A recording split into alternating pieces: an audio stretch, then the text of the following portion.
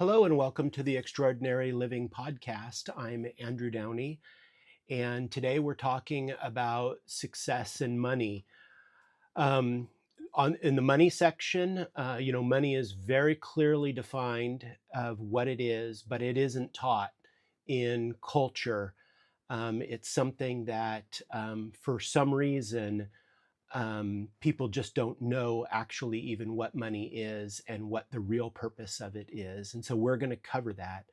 Success, on the other hand, is, it's individually defined. But the two of them, for most people, are significantly like interwoven. So I'm going to talk for a little bit of time today about success and money.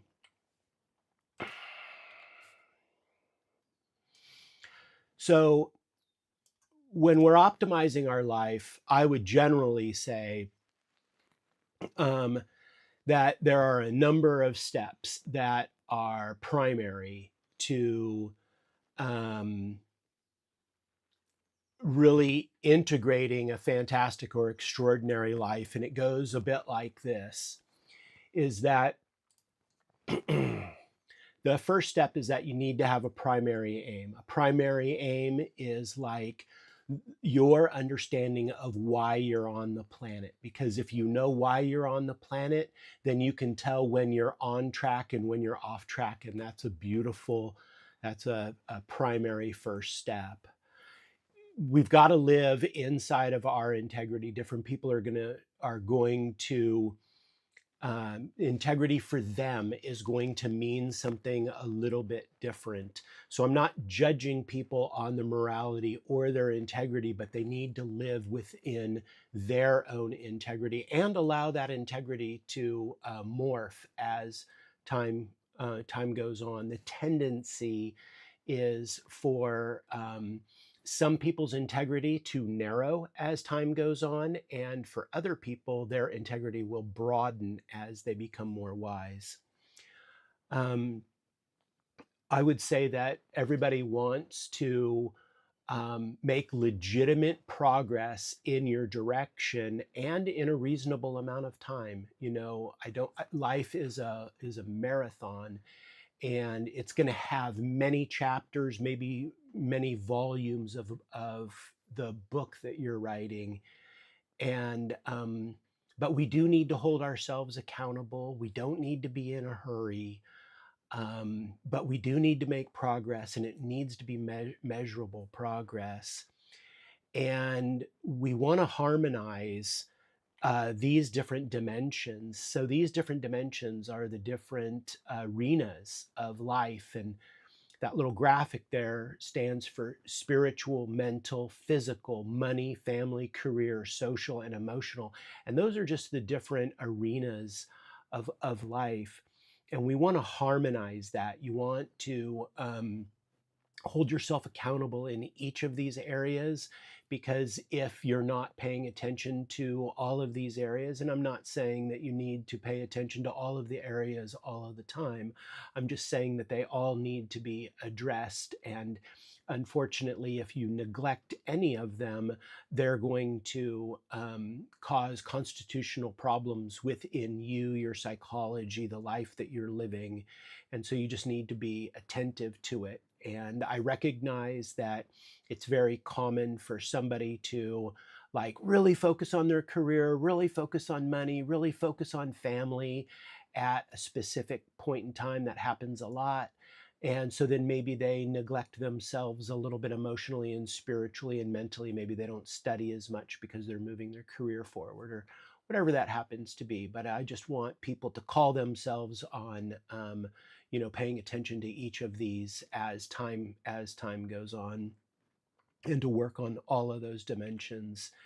And I would always recommend that your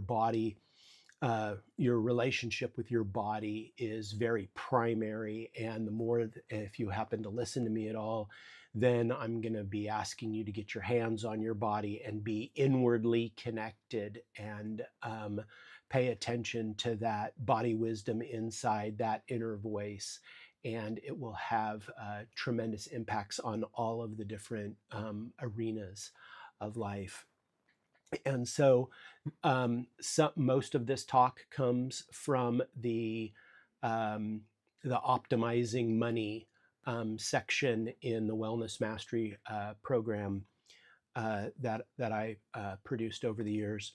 And so this is a bit about success and money. And so people generally live in three different domains, and they'll kind of slide back and forth between these things. People jump around. Sometimes they're in the land of the ordinary and the known. Sometimes they're in the land of the extraordinary. Sometimes they're in the land of the magical. And the way that a person lives a lot of times is they'll have these kinds of thought patterns about how to achieve success. So a person living in the land of the ordinary, I'm talking about consciousness, that they're living in the ordinary and the known domains of consciousness. They're not living the extraordinary life all the time. They're not living the magical life. And our consciousness exists on a continuum through all kinds of different states of consciousness. And it seems to me that Western culture puts a lid on consciousness that's kind of like right in between the land of the ordinary and the land of the extraordinary. And so I'll dig into that more as time goes on. But typically in the land of the ordinary, people, when they look at success and achieving success, the tendency will be that they're pretty okay with manipulation of the environment and others. So they're willing to manipulate the environment, they're willing to manipulate others, and that one must achieve insulation from unwanted events and circumstances. And so what that really means is that they're really interested in control all of the variables. And that's how people are classically trained inside of Western culture. And then in the land of the extraordinary, people will take consistent, massive action while honoring self, others, and the environment. They're going to take care of the planet. They're going to take care of themselves. They're going to take care of their business partners. You know, they create win-win-win situations. They're not really willing to produce a chemical that's going to kill a bunch of fish in, you know, some river system. They're not, that they would just choose to go about it in a different way because they're not interested in creating harm while they create success for themselves or for their company, for their family, whatever the situation happens to be. But the central pattern generator is consistent massive action while being honoring of the other systems that they're affecting. In the land of the magical, it's very similar, but they're more sensitive to the timing and the rhythms of themselves and nature around them. There's obviously a very real, intimate relationship between a person and knowing themselves and knowing when is the right time to do something. Maybe you're right. Maybe you know that you're supposed to do something, but maybe the timing isn't right. And so you maybe need to wait a little bit. But when that gateway of opportunity opens and the timing feels right, then you're right on top of it, taking the action necessary. So the general theme of this is effortless effort, because you're not going to be existing in the land of the magical in an organic way without having capacity to be inwardly directed, be really care about what it is that you produce from a community basis. Like you're going to impact something that's meaningful. It's going to feel on purpose with your primary aim. And you have the capacity to take massive action. You're sensitive to the rhythm and the timing of things. And that's where we can like significantly leverage capacity to like move forward at very fast rates. And that's one of the things that's really kind of neat about the difference between the land of the magical and the land of the extraordinary, is that the land of the extraordinary has a lot of push involved. And that's fine. That's a wonderful human capacity, but it's really nice to just have a lot of smoothness involved, and a lot of, if you get the timing right of things, then things happen with a lot less push. And so that's why the theme of effortless effort is is uh, is there. When I've been looking at success over the years, for how I personally define it, what I would recommend is that a person has developed systems, whether it's a business system, a system of running a family, the relationship to running your personal health, whatever. Success is going to be defined by the individual, but it has some characteristics that if you have integrated systems, you have systems that you follow, and you run those systems through a healthy body, a healthy family, or a healthy business corporation, right? So if you have systems that move through a healthy or organization, whether that's autonomously just like you and your body, or whether that's your business structure or your family, it doesn't matter. But having systems that move through a healthy organization or individual, moving towards a primary aim, right? So systems moving through health towards a primary aim, whether that's the primary aim of the family, the primary aim of the individual, the primary aim of the business or corporation, we're going to be able to access our definition of success better. And a lot of this stuff is going to be driven by passion, like the energy that you have to pass on yourself or your mission, whatever that happens to be. And you know, success very much is having grace and strength, right? Having a heart and a spine at negotiating life's unpredictability and variety while living up to your highest vision of yourself. This is some of the real clear pathways to success. A primary aim is something that is difficult and it's important, that will help a lot of people. Like when I'm coaching people inside of if somebody takes me on as their mentor, or they're listening to me because of my wellness mastery class or whatever it happens to be, I'm very interested in community service and making a difference. And I definitely don't care, and the angels don't care either, how somebody contributes and makes a difference. But if we're moving humanity forward, that's what matters.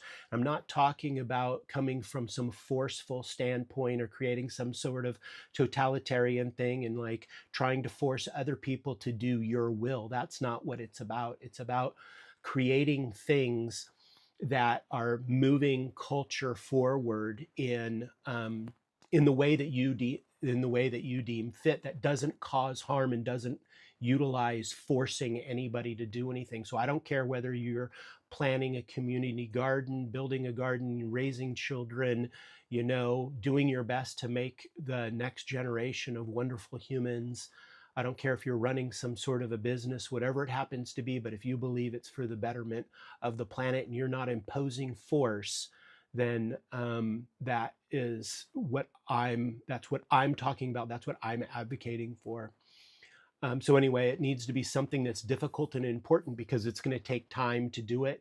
And so that lasting purpose is what's going to matter. You don't want to, if you set goals that are too easily attained, then you're just going to have to reinvent what you're doing later on. You're probably going to do that anyway, because you're probably going to achieve things and then redefine yourself, and you're going to change as the world, as you move forward and those kinds of things. But generally, if it's something difficult and important to you, that's going to help a lot of people, you want to take on that burden because it's what's going to make your life meaningful. You're going to have a a really positive relationship with dopamine and serotonin and your own personal drives and these kinds of things. So it stays on the up and up, and it can be enduring. And at the end of the day, you'll feel the life fulfilled, right? And I think that those are some of the goals for, a lot of us anyway. And so when we're looking at the domain of money, right? That wheel up there, once again, it stands for the different dimensions of life: spiritual, mental, physical, money, family, career, social, and emotional. What I want people to know is that poverty is not the driver of misery. So when we're talking about money, it's really good to understand that really good research has been done. And if you look at communities, I used to live in Chile, and so it's, we got to live in and amongst a lot of very impoverished people.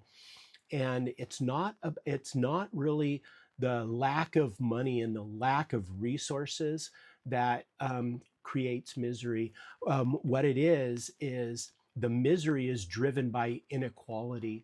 That when people see other people having more than they have, and there's no way for them to utilize their resourcefulness and get the resources, that's when people become despondent, miserable, and these kinds of things.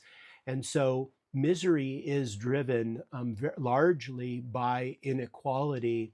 And so then we humans, being so compassionate, we really want to drive equality. The problem is that if you induce force into the equation, then you're going to brew all kinds of other problems. And so we as humans, we're looking to create a more level playing field, and we want to create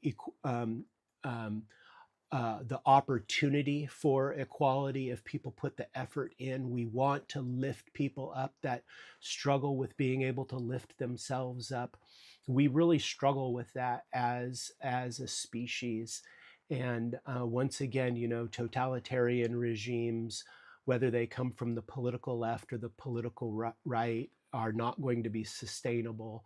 And so we just need to work through the spiritual challenge of people being able to create more equality, but without the induction of force. And so that's one of the pieces that I wanted to cover in this program. And so I want people to understand that there's a difference between resources, right? Resources are the money that's available to you, your IQ, your own personality style, where you happen to be geographically born into this existence. If you're born into California, by and large, it's easier to feel a sense like life is probably a bit easier than if you're born in Angola or the Ivory Coast, or if you're born in a really oppressive culture.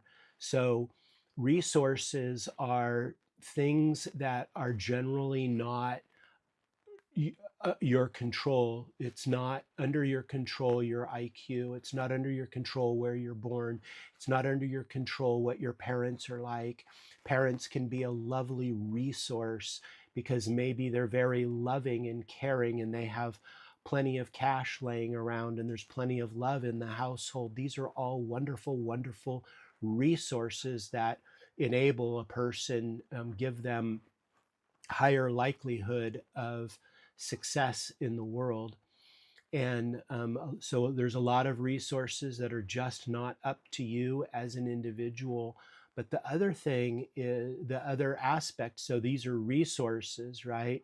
The other thing is resourcefulness, and resourcefulness speaks to the quality of human spirit, of what can you do when your back is against the wall, or whether times are tough or times are good. You have this innate capacity of resourcefulness and ingenuity and creativity, and all of that stuff varies from person to person.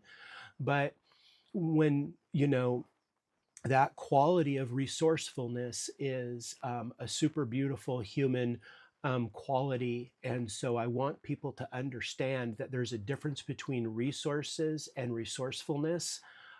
Life is not a level playing field.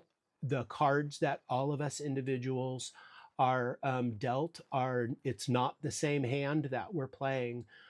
Sometimes you show up in life and you've got just all aces, man. Life is really set up really easy for you. And sometimes it's, you've got a real crap hand that you're being dealt.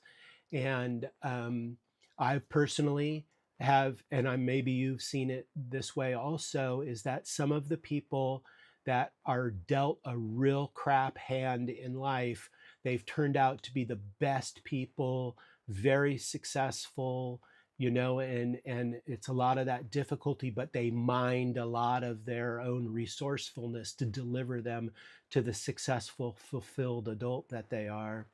And at the same time, we've also seen that people that are just dealt a fantastic hand in life is that they just squandered that opportunity and, turned out to be a real shit of a person and, whatever that happens to be. So we have those two things. And, you know, and of course, it's also true that somebody could be dealt a real crappy hand and they turn out really crappy. And of course, we have the situation be that sometimes people are dealt a really fantastic hand in life and they turn out fantastic. So just wanted to draw out a little bit of the differences between resources and resourcefulness. Um, I would say that you can, as an individual, you can access greater and greater powers to your creativity and your resourcefulness. Just whether you're listening to Tony Robbins audio files or videos, you listen to other inspiring people like Jim Rohn, or, there's so many of them. You can be motivated by Joe Rogan or any of the ex-Navy SEALs that are all on the podcasting thing right now. They can inspire you to be creative and utilize your resourcefulness.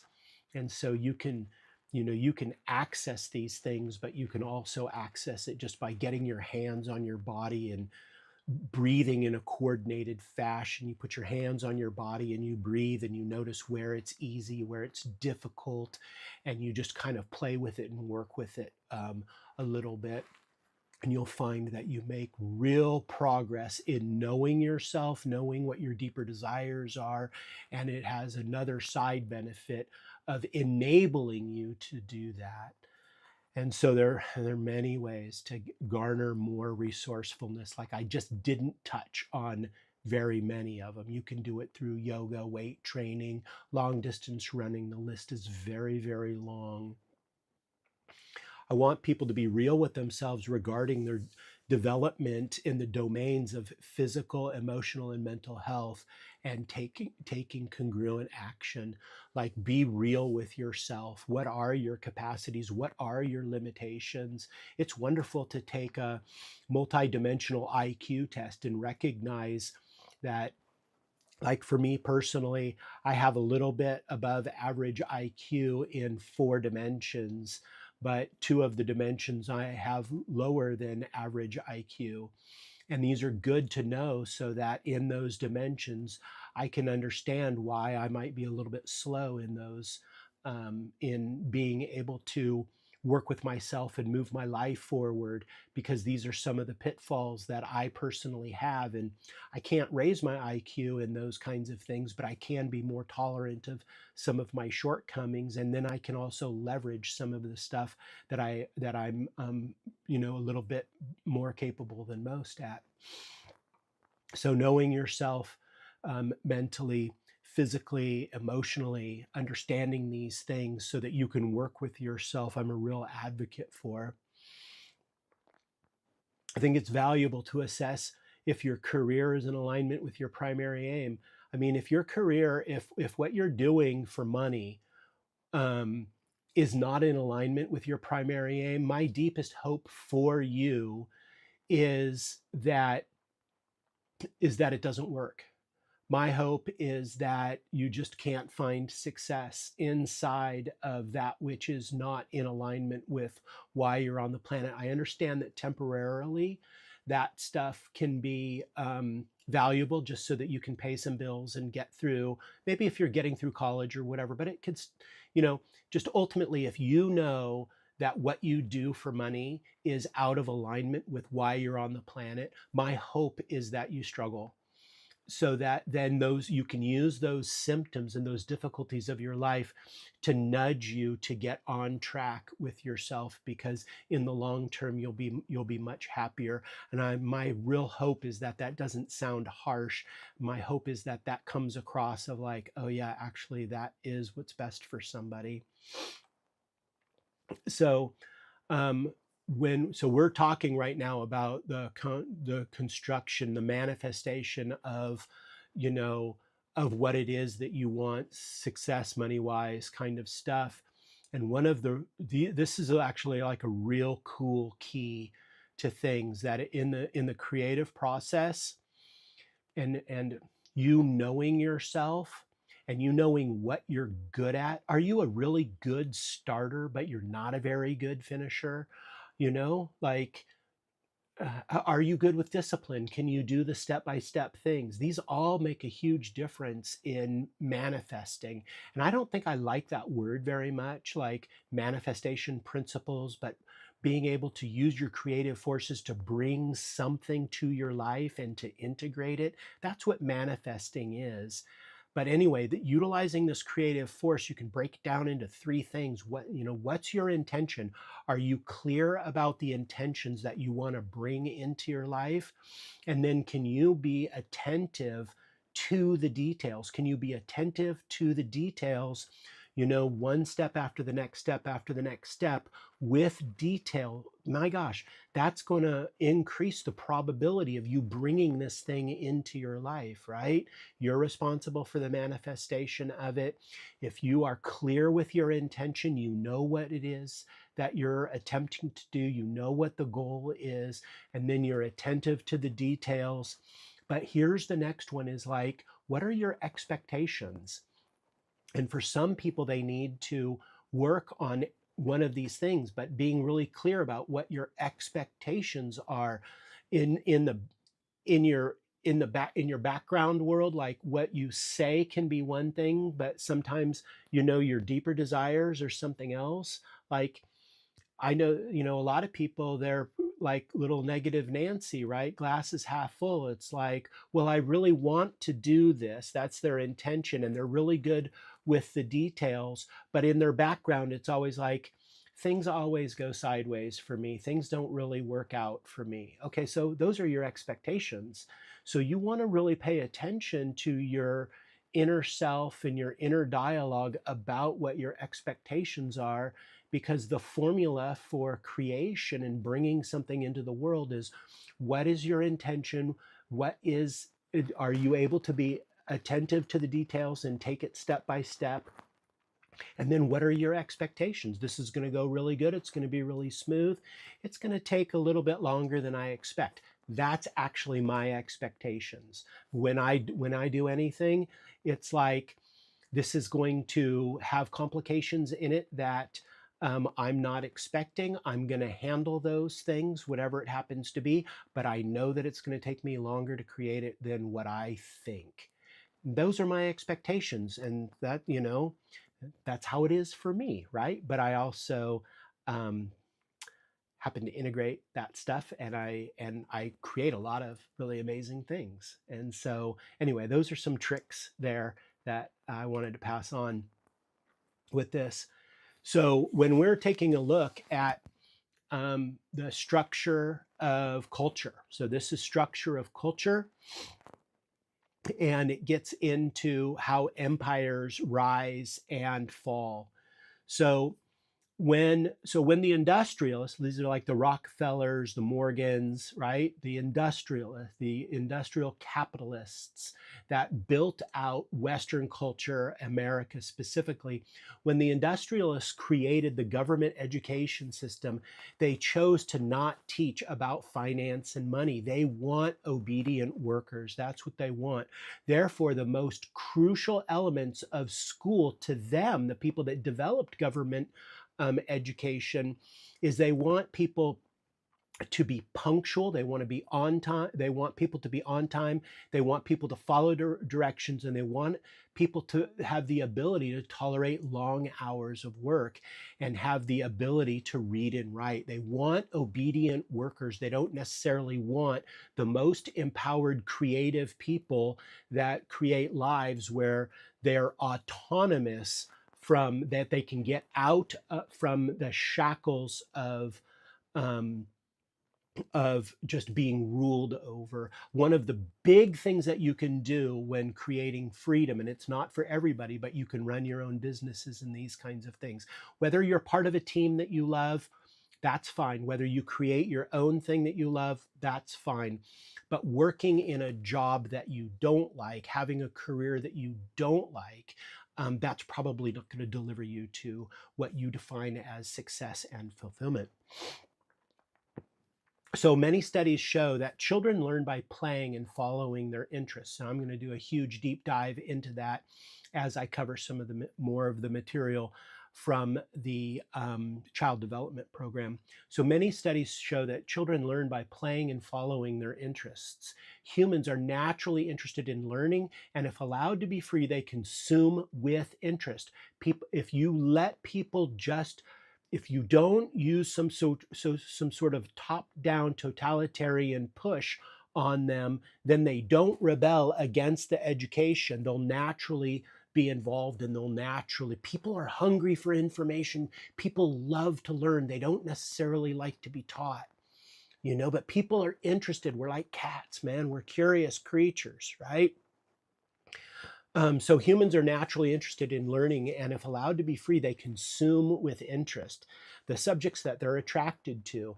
And so from a parenting strategy, it's like one of the aspects of some of the homeschooling that we've done with our kids is like find out what they're interested in and then facilitate that, and then don't be attached to their follow through. So like when my kids got really interested in riding skateboards, then it's like we went down to the skate shop, we bought skateboards, and we were out at the skate park really regularly. We'd go out skating, and man, as a dad growing up in the 80s and skating, 3 to 5 hours a day, right? I used to be in competitions and all this kind of stuff. Having your two kids, they're like maybe 7 and 10 or whatever it is, and they're riding skateboards. It's like, man, that's so fantastic. But you give it a month, 2 months, and it's like, wow, Dad, this really hurts. Every time we go out, we get hurt and stuff. And so I had to be able to be really good at like letting go of all of that, because do I really want my kids hanging out with skaters all the time? Is that the subculture that I want them immersed in? There's really beautiful aspects of skate culture, and there's a real negative side of skate culture. So that's up to each person's individual. I struggled with it a little bit, but we got past it, and they, stopped doing it. But some of the other things that they were interested in, it really took hold. Like our youngest son, we noticed that he really liked to draw, and he's turned into a fantastic artist, just like our older son Kai. He really took to like ceramics, and he's taken a number of college courses in ceramics. He's produced dozens of incredible pieces of art. And so you just never know where their interests are going to go. And it's like, I really want to facilitate the best life for them in their terms. I don't necessarily want them to have the best life in my terms, right? It's like, how do we help them have the inner knowing and the strength to follow through with their aspirations so that they become the person that they want to become, rather than them becoming the person that I want them to become. Like that happens a lot in culture. I think that's a mistake for parents, right? I think, and it's all delicate, right? I'm clearly not telling you what to do. I'm just saying that these are all things that need to be weighed in the parenting side of things. So so this is a really neat slide. I really like this. It's like, the cultural myth is that money is the root of all evil. And a lot of people develop a lot of polarity to money because they think that money makes people evil. It's like, no, money gives you opportunities to do lots of good and have lots of fun. Like there's a lot of positive aspects of it, but so it's dangerous. That's dangerous philosophy to adopt the idea that money is the root of all evil, right? In the Bible, it says, for the love of money is the root of all evil. That's nicely refined, right? Like if you're really greedy and you really love money and that's the root of all evil, it's like, okay, well, that's better, but I love money, and, I don't think I'm all that evil. So, there's refinements of all this stuff. And so, and Mark Twain says that the lack of money is the root of all evil. There's a lot of truth to that, right? When people just don't have enough money to have the things, man, life can be, really, really tough for them. Ayn Rand says, like, so you think money is the root of all evil? Well, have you ever asked what is the root of money? So like, hey, what is actually the root of money? And so this was written in 1957, and this is Francisco's Money's speech from Atlas Shrugged. So you think that money is the root of all evil, said Francisco. Have you ever asked what is the root of money? Money is a tool of exchange which can't exist unless there are goods produced and men able to produce them. Money is the material shape of the principle that men who wish to deal with one another must deal by trade and give value for value, right? People don't care about money. People don't care about money. People care about what they can do with money. Money is not the tool of moochers who claim your product by tears, or of the looters who take it from you by force. Money is made possible only by men who produce. Is this what you consider evil? Okay, so I'm going to read that again. Money is made possible only by the men who produce. So important.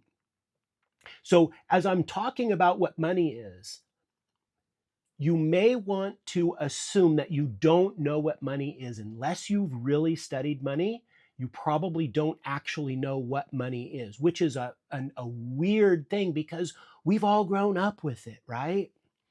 So when you accept money in payment for your effort, you do so only on the conviction that you will exchange it for the product of the effort of others. It is not the moochers or the looters who give value to money. Not an ocean of tears, nor all of the guns in the world can transform those pieces of paper in your pocket into the bread you will need to survive tomorrow. Those pieces of paper, which should have been gold, are a token of honor, your claim upon the energy of the men who produce, the people who produce, right? Your wallet is your statement of hope that somewhere in the world around you, there are men who will not default on the moral principle, which is root of money. Is this what you consider evil, right? It's the effort, it's the energy output of person. Have you ever looked for the root of production and take a look at electrical generator and dare tell yourself that it was created by the muscular effort of unthinking brutes? Try to grow a seed of wheat without the knowledge left to you by men who had to discover it for the first time. Try to obtain your food by means of nothing but physical motions, and you'll learn that man's mind is the root of all the goods produced and all of the wealth that has ever existed on earth. But you say that money is made by the strong at the expense of the weak. What strength do you mean? Is it not the strength of guns or muscles? Wealth is the product of man's capacity to think. When is money made by the man who invents a motor at the expense of those who did not invent it? Is money made by the intelligent at the expense of fools? By the ability at the expense of the incompetent? By the ambitious at the expense of lazy? Money is made before it can be looted or mooched, made by the effort of every honest man, each to the extent of his ability.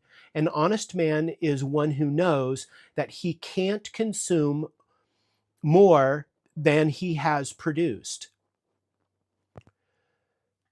To trade by means of money is the code of men of goodwill. Money rests on the axiom that every man is the owner of his mind and his effort. That is so important. You're the owner of your mind and your effort. Money allows no power to prescribe the value of your effort except the voluntary choice of the man who is willing to trade you his effort in return.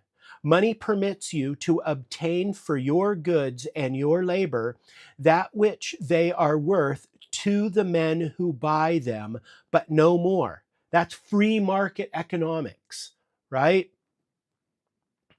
Money permits no deal except those to mutually benefit by the unforced judgment of traders. Money demands of you the recognition that men must work for their own benefit, not for their own injury, for their gain, for their loss. The recognition that they are not beasts of burden born to carry the weight of your misery, that you must offer them values, not wounds, that the common bond among men is not the exchange of suffering, but the exchange of goods. Money demands that you sell not your weakness to men's stupidity, but your talent to their reason. It demands that you buy not the shoddiness they offer, but the best that your money can find. And when men live by trade with reason, not force, as their final arbiter, it is the best product that wins, right? The entrepreneur wins. The one that makes the best product wins. The best performance, the man of best judgment and highest ability. And the degree of a man's productiveness is the degree of his reward, right? Your value, not as a human being, but your value in money is what you bring to market and what other people voluntarily give you for your efforts. This is a code of existence whose tool and symbol is money. And is this what you consider to be evil? Right? Now we're starting to get an understanding of what money is. But money is only a tool. It will take you wherever you wish, but it will not replace you as the driver. It will give you the means for the satisfaction of your desires, but it will not provide you with desires. Money is the scourge of men who attempt to reverse the laws of causality, the men who seek to replace the mind by seizing the products of the mind. Money will not purchase happiness for the man who has no concept of what he wants. Money will not give him a code of values. If he evaded the knowledge of what to value, and it will not provide him with a purpose, right? Life purpose, it matters so much. Money can't buy purpose. Money can't buy happiness, right? If he's evaded the choice of what to seek, money will not buy intelligence for the fool, or admiration for the coward, or respect for the incompetent. The man who attempts to purchase the brains of his superiors to serve him with his money, replacing his judgment, ends up by becoming the victim of his inferiors. The men of intelligence desert him, but the cheats and the frauds will come flocking to him, drawn by a law which he has not discovered, that no man may be smaller than his money. Is this the reason why you call it evil? Only the man who does not need it is fit to inherit wealth. The man who would make his own fortune, no matter where he started, right? That's resourcefulness. If an heir is equal to his money, it serves him. If not, it destroys him. But you look on and you cry that money corrupted him. Did it? Or did he corrupt his money? Do not envy a worthless heir. His wealth is not yours, and you have done no better with it. Do not think that it should have been distributed among you. Loading the world with parasites instead of one would not bring back the dead virtue, which was fortune. Money is a living power that dies without its root. Money will not serve the mind that cannot match it. Is this the reason why you call it evil? Money is your means of survival. The verdict you pronounce upon the source of your livelihood is the verdict you pronounce upon your life. If the source is corrupt, you have damned your own existence. Did you get your money by fraud, by pandering to men's vices or men's stupidity? By catering to fools in the hope of getting more than your ability deserves, by lowering your standards, by doing work you despise for purchasers you scorn? If so, then your money will not give you a moment or a penny's worth of joy. Then all the things you buy will become not a tribute to you, but a reproach, not an achievement, but a reminder of shame. Then you'll scream that money is evil, evil because it did not pinch hit for your self-respect, evil because it would not let you enjoy your depravity. This is the root of your hatred of money. Money will always remain an effect and refuse to replace you as the cause. Money is the product of virtue. It will, but it will not give you virtue, and it will not redeem your vices. Money will not give you the unearned, neither in matter nor in spirit. Is this the root of your hatred of money? Or did you say it's the love of money that's the root of all evil? To love a thing is to know and to love its nature. To love money is to know and to love the fact that money is the creation of the best power within you, and your passkey to trade your effort for the effort of the best among men.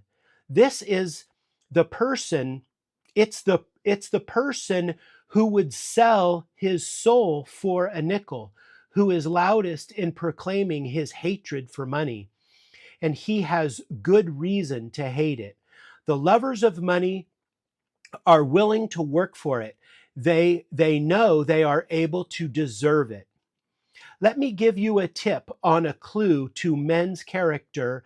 The men who damns money and obtains it dishonorably, the man who respects it has earned it. Right? So we want to earn our money. If you just give people money, you're actually ripping them off. That's part of the power of this story.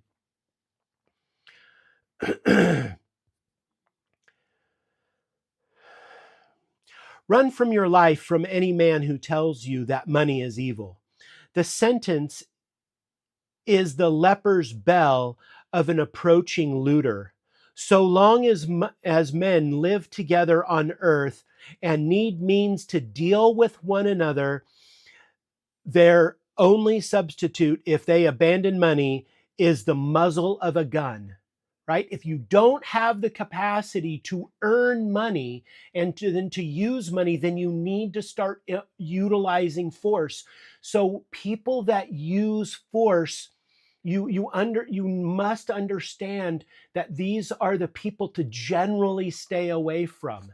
How is it that you can negotiate life with ease and with gentleness? You can be determined, that's fine, but the utilization of force is should be outgrown. But money demands of you the highest virtues, if you wish to make it or keep it. Men who have no courage, pride, or self-esteem, men who have no moral sense of their right to their money and are not willing to defend it as they defend their life, right? Right? Utilizing force to defend your life, defend loved ones. Okay, sure, right? They are natural bait for the swarms of looters that stay under rocks for centuries, but come crawling out at the first smell of a man who begs to be forgiven for the guilt of owning wealth. They will hasten to relieve him of the guilt and of his life as he deserves.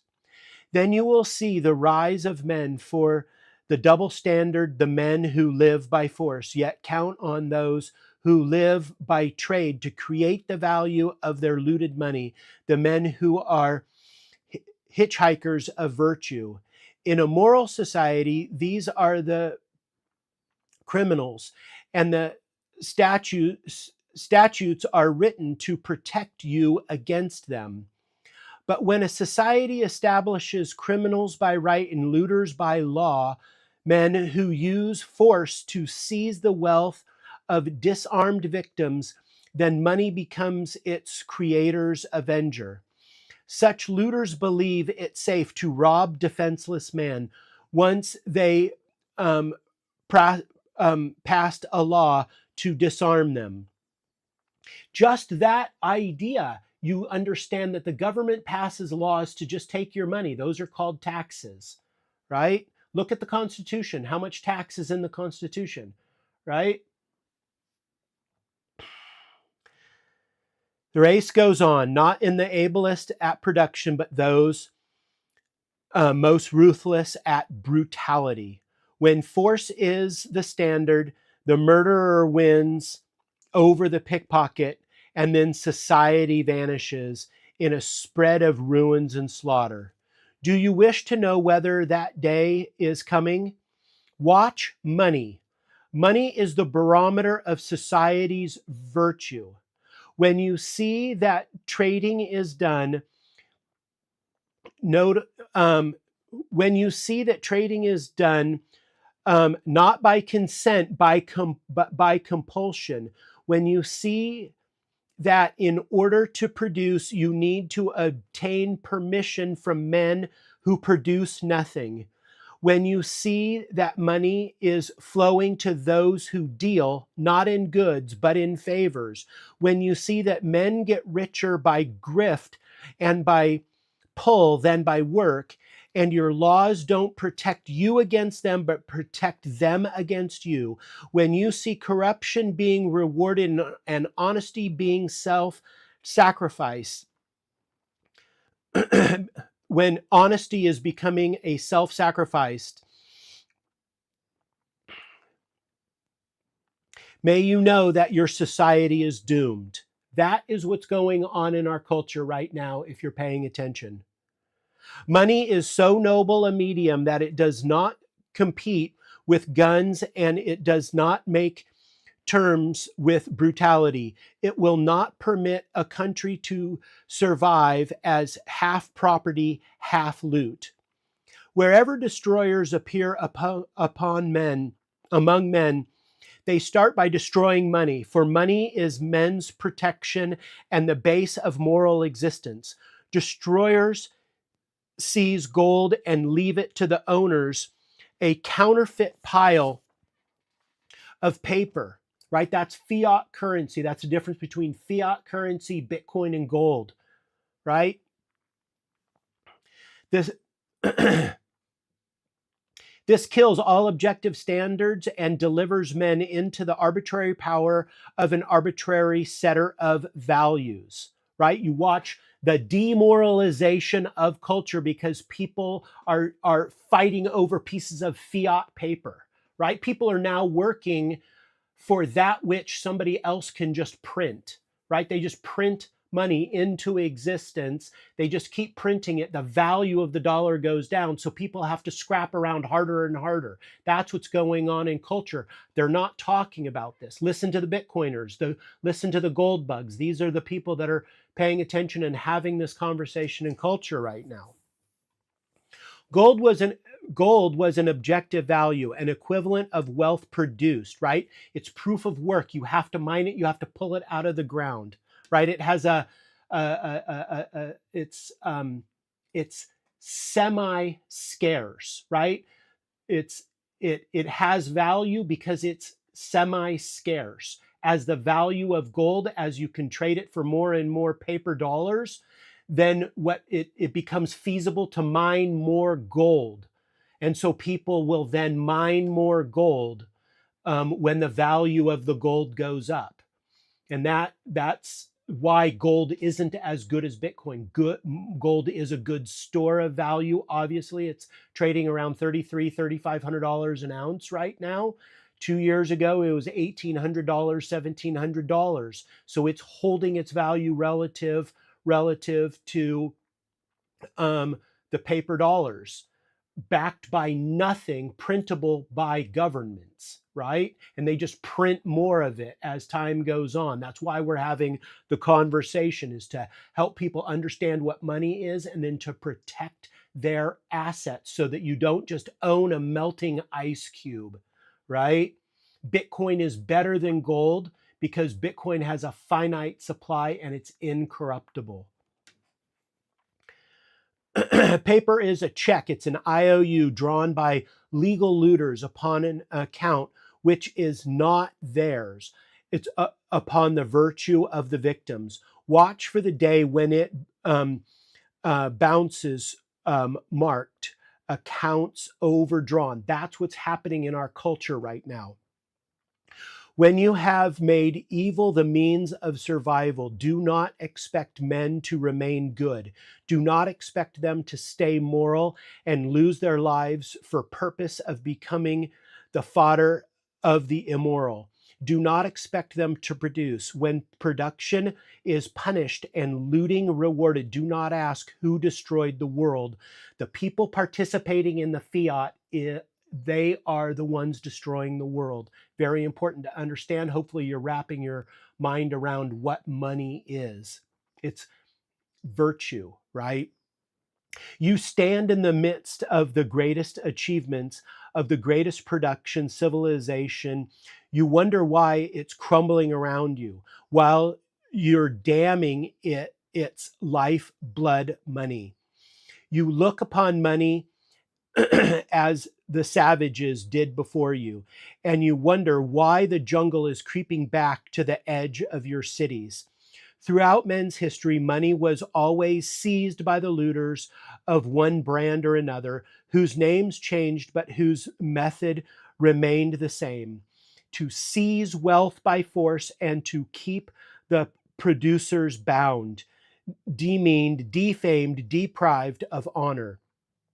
That phrase about the evil of money, which you mouth with such righteous recklessness, comes from a time when wealth was produced by the labor of slaves, slaves who repeated the motions once discovered by somebody's mind and left unimproved for centuries. So long as production was ruled by force, the wealth was obtained by conquest. There was little to conquer, yet Through all the centuries of stagnation and starvation, men exalted the looters as aristocrats of the sword, and aristocrats of birth as aristocrats of the bureau, and despised the producers as slaves, as traders, as shopkeepers, as industrialists. To the glory of mankind, there was, for the first and only time in history, a country of money, and I have no higher, no more reverent tribute to pay to America. For this means a country of reason, justice, freedom, production, and achievement. That's what the United States is. That's what those of us that are fighting for America are fighting for, right? Your ability to work inside, for you to work, to produce, and to bring your markets to the marketplace, and then to be able to make your life. So this conversation's a deep one, isn't it? Right? For the first time, man's mind and money were set free. That's what the American forefathers did. They set us free for the first time in world history. And there were no fortunes by conquest, but only fortunes by work. And instead of swordsmen and slaves, there appeared the real maker of wealth and greatest workers and highest types of human beings, self-made, the American industrialists. I completely recognize that people in America made money off of other people's labor in completely unfair ways.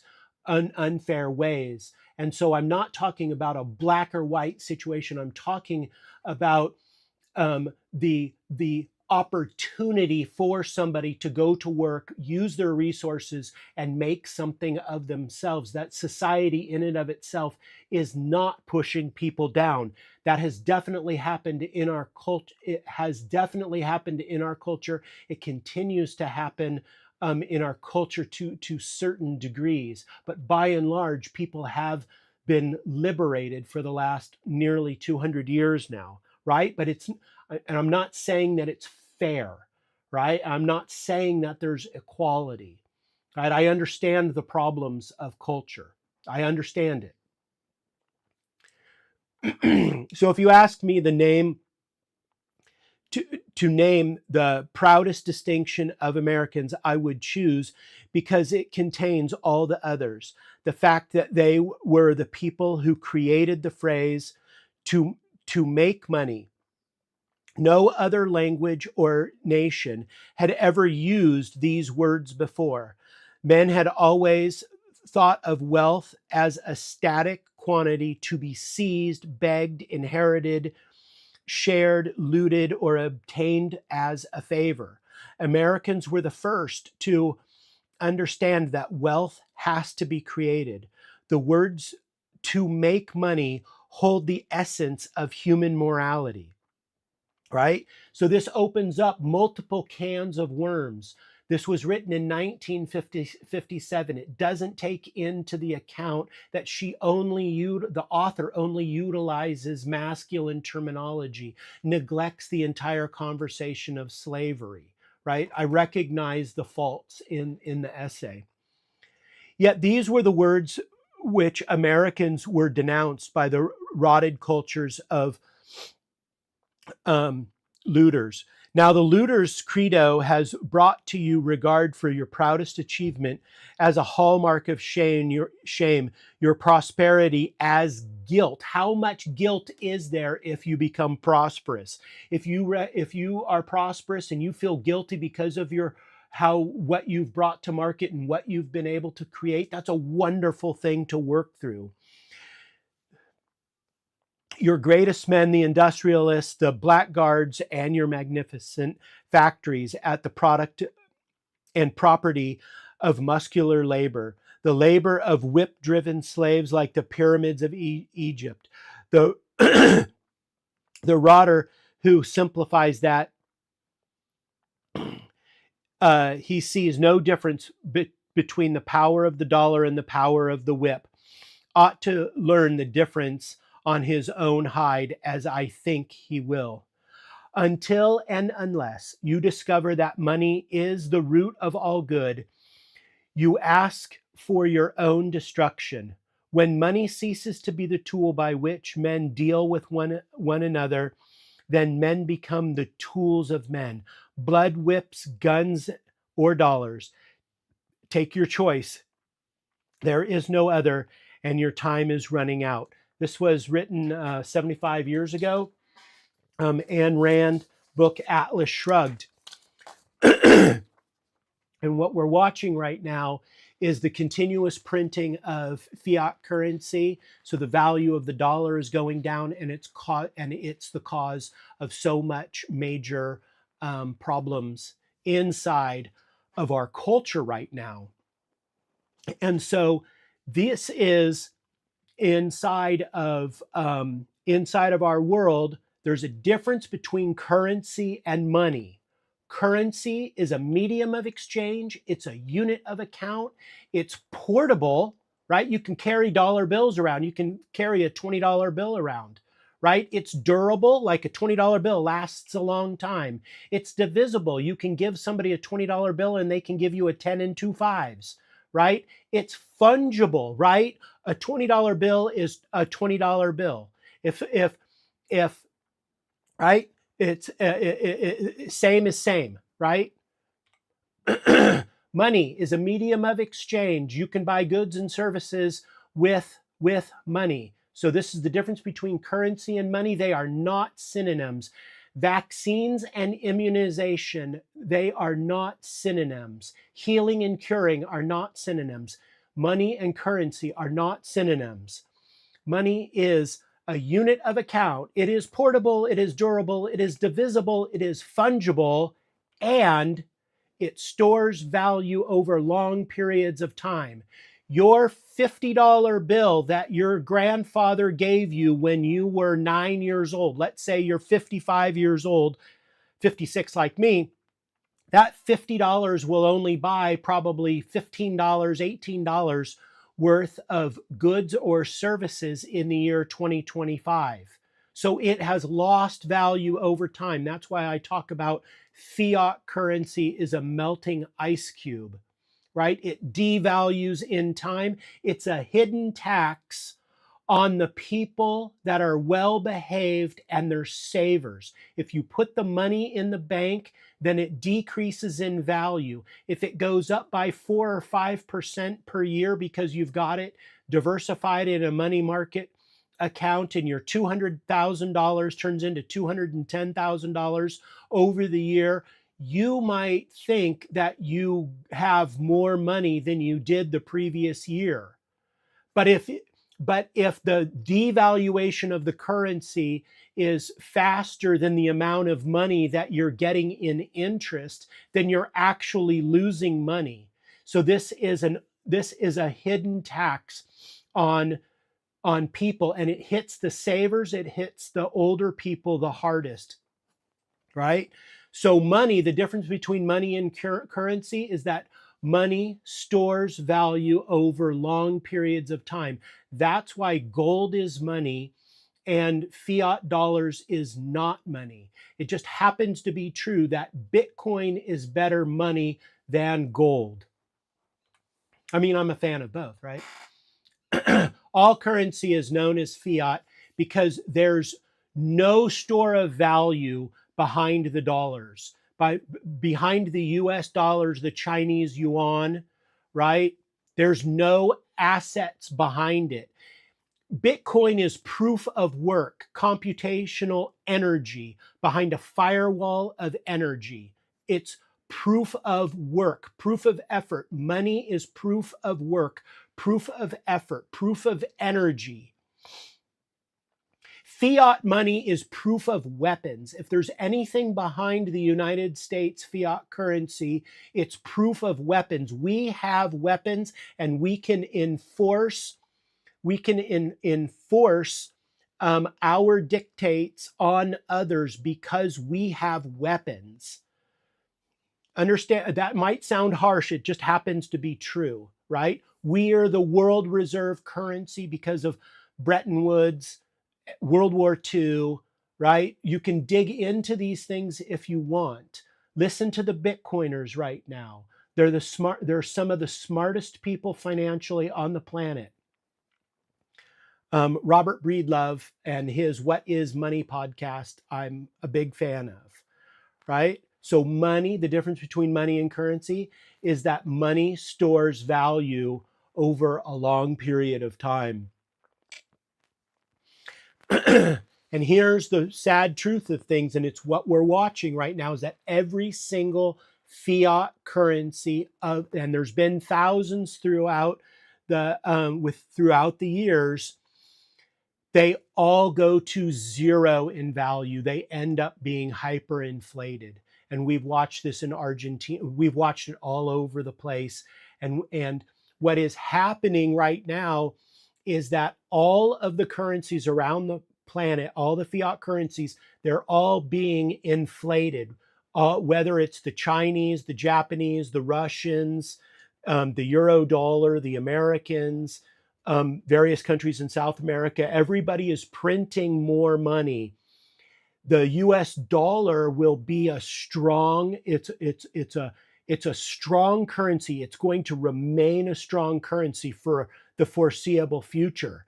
It's the slowest melting ice cube of all the other currencies out there. The central banks, the private corporations print money for deficit spending, right? This inflates the volume of the currency and it reduces the value. Hopefully you understand those principles.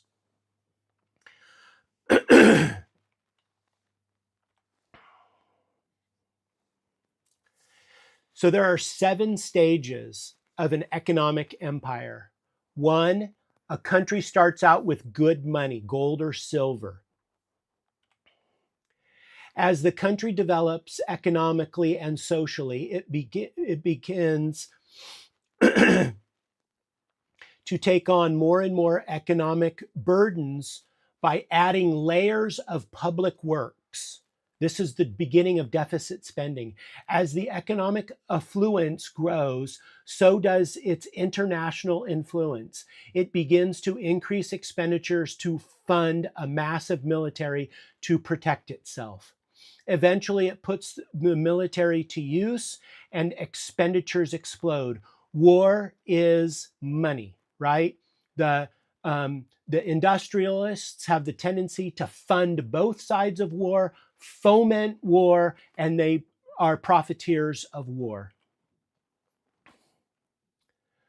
To fund the war, it steals the wealth of its people by debasing the currency, either the gold or the silver, by replacing the money with currency that can be created in unlimited quantity. That's the creation of a fiat currency. The loss of purchasing power of the expanded currency supply is sensed by the population, and the financial markets start triggering the loss of faith of currency. That's why Bitcoin was created in 2008, due to the global financial crisis that was created by the bankers here in the United States. Very close. If they would not have printed hundreds of billions of dollars, we would have had an economic nightmare globally. They printed us out of the situation, and we're all grateful that they did that. But if we had sound money, they would not have been able to create the conditions that would have caused that problem to begin with. So as people understand that the value of their fiat currency is going down, people start to put their money into durable, hard assets, gold, housing, land, Bitcoin, right? What is an asset that will hold, what is going to store value as they print more money and the value of the dollar decreases. People are flooding in those directions right now. So as a mass movement out of the currency into precious metals and other tangible assets takes place, the currency collapses and gold and silver prices rise. Gold has doubled in price in the last 2 years, if you didn't know, right? The currency collapses, the gold and silver rise in price as they account for the huge quantity of currency that was created. And this is a massive transfer of wealth. So Bitcoin has gone up by 4x in the last 5x in the last 2 to 3 years. Bitcoin or gold has doubled in price, right? People are moving to hard assets.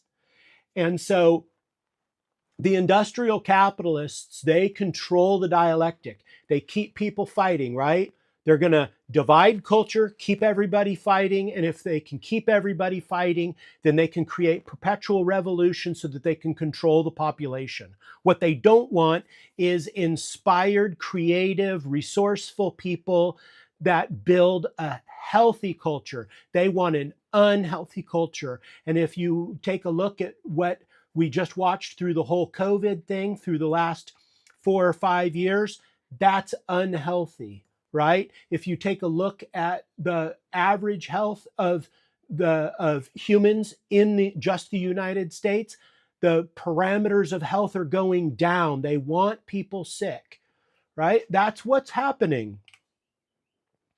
So the industrial capitalists, they fund socialism, right? Take care of people, handouts, and so they fund socialism and ideas of socialism to foment chaos, right? I believe that in the future, when humans have developed more, we will move more and more of a socialistic way of existing, but we'll do it without force. We'll do it without coercion. We're not there yet, but I do believe that that's our future. So I'm not saying that socialism inherently is negative. We don't know how to do it yet, but if we do it utilizing coercion and force, that's not the appropriate way of doing it, right? We learned these lessons through Animal Farm, right? All animals are equal, but some animals are more equal than others, right? These kinds of lunacy policies, they're not okay. But the industrialists, the people that are very close to the money printer, right? The big institutional banks, the Bank of International Settlements, JP Morgan, Chase Manhattan, these giant banks, they're the ones that get the money first. Then they're the ones that pay the lobbyists that create the politics. They're the ones that are in control of the government. They're the ones that are in control of the media. They're the ones that set up false dichotomies. They're the ones that keep us fighting. We need to be wise to this stuff. We need to understand this stuff so that we can navigate the complexities of the world. So the industrial capitalists fund the concepts of socialism to foment chaos. That's what they're doing. They fund both sides of revolution. They create the left fighting with the right, right? They fund this stuff so that people fight so that they can be controlled. They destroy infrastructure to reduce population. They're reducing prosperity and the standard of living. If you've been alive for the 50 years that I've been alive, you can tell that the standard of living is going down and it's getting harder and harder to make it in this world. I really feel for all the youngsters these days trying to figure out how to buy their first house. That's a challenge, right? Because what are they doing? They're centralizing power. They're centralizing power. They're going to convert everything to a digital dollar. It's going to be a social there's going to be a social credit score thermodynamically coupled with exclusive electronic money. You watch and they'll use it as a greater control mechanism because they're centralizing power to control your behavior and take your freedoms away, right? And what they do is the theme is like perpetual injustice, and they control the narrative. So, small proofs of this. The Gulf of Tonkin incident never happened. That's what got us into the Vietnam War. Our ship was not attacked by the North Vietnamese, right? Saddam Hussein did not have weapons of mass destruction. Own that. know that Saddam Hussein did not have weapons of mass destruction. That was a lie. And that was told to us by all the mainstream media, right? To foment war, right? We want to call these are not mistakes. These are purposeful lies carried out by the media to foment war and chaos, right? SARS-CoV-2, it did not come from nature. We were saying this in January of 2020. We were saying that this was man-made. They didn't make a mistake, everybody. They didn't make a mistake. They purposefully lied. What are they doing with these kinds of things? What's the purpose behind it? Those are things for you to make up, right? But that's the truth of the situation. And the deal is that there's a war on for your mind. There's a war on for your health, right? And the thing is that you cannot win a war that you don't know that you're in. If you don't know that you're in a battle, if you can't see the landscape, if you can't see the battlefield, then you may not know that you're inside of a war. Maybe that war is health. Maybe that war is for the way that you think, feel, behave, conduct your life.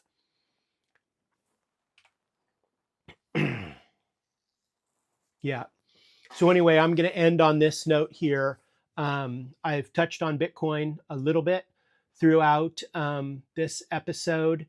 These are good books, whether it's The Big Print by Lawrence Lepard, The Bitcoin Standard by Saifedean Ammous, or The Price of Tomorrow by Jeff Booth. These are the best books that I'm aware of for Bitcoin. I would generally say that if you put 50 hours into studying what Bitcoin is, then you'll probably allocate 10% of your savings in the direction of Bitcoin. The more you study, the more the greater the likelihood of the percentage goes up. So you want to get yourself nicely informed on that. And so I really appreciate everybody listening to any of these clips or to this podcast. And we'll see you on the next one. Thank you.